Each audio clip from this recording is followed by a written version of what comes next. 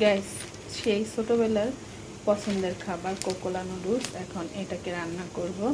এটা ঝটপট রান্না হয়ে যায়, সবজি দিয়ে এটাই এখন রান্না করে নেব।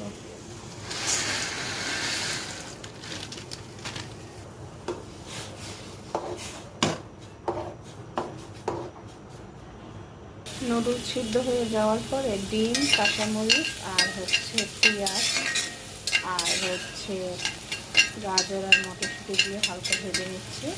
এখন এর ভিতরে সিদ্ধ করা নুডলসগুলো দিয়ে দিই। তো এই তো এখানে নুডলসগুলো সিদ্ধ করে তেল মাখিয়ে রেখে এই তো রান্না হয়ে গেছে।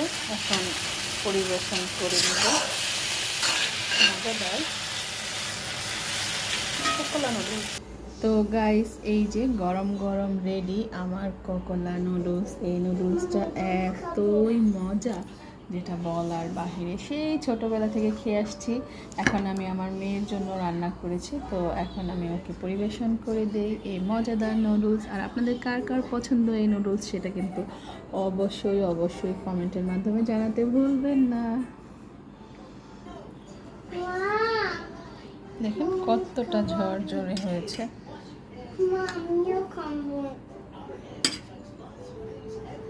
তো এই তো বাবুর জন্য রেডি নুডলস।